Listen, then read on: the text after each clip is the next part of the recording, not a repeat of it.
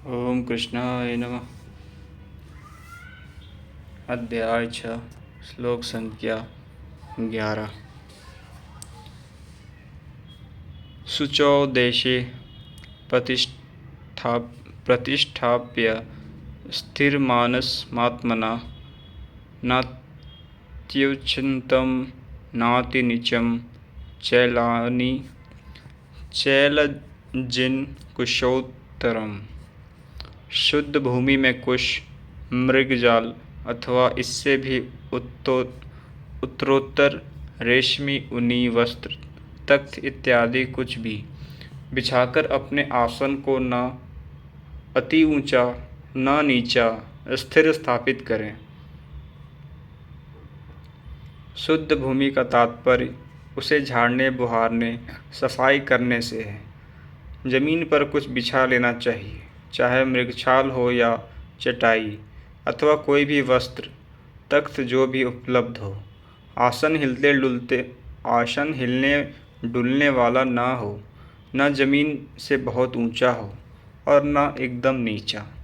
पूज्य महाराज जी लगभग 5 इंच ऊंचे आसन पर बैठते थे। इस एक बार भाविकों ने लगभग 1 फीट ऊंचा संगमरमर का एक तख्त मंगा दिया।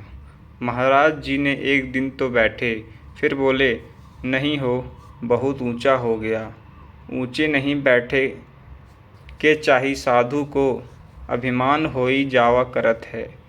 नीचेहू ना बैठे के चाही हीनता आवत है, अपने से घृणा आवत है।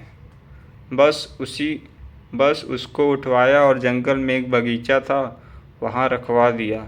वहाँ न कभी महाराज जाते थे और न अब ही कोई जाता है। यह था उन महापुरुष का क्रियात्मक शिक्षण। इसी प्रकार साधक के लिए भी बहुत ऊंचा आसन नहीं होना चाहिए, नहीं तो भजन पूर्ति बाद में होगी, अहंकार पहले चढ़ बैठेगा। इसके पश्चात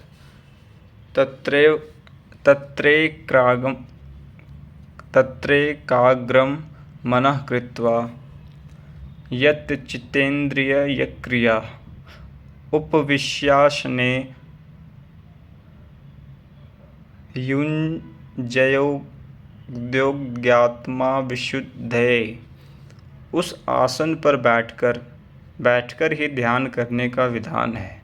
मन को एकाग्र करके चित्त और इंद्रियों की क्रियाओं को वश में रखते हुए अंतःकरण की शुद्धि के लिए योगाभ्यास करें। अब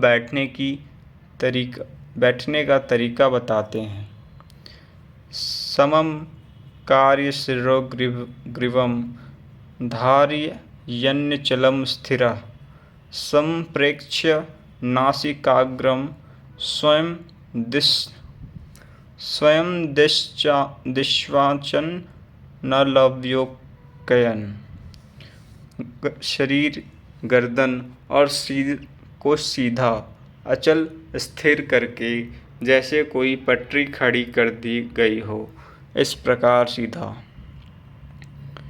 दृढ़ होकर बैठ जाएं और अपनी नासिका के अग्रभाग को देखकर नासिका की नोक देखते रहने का निर्देश नहीं है, बल्कि सीधे बैठने पर नाक के सामने जहाँ दृष्टि पड़ती है वहाँ दृष्टि रहे।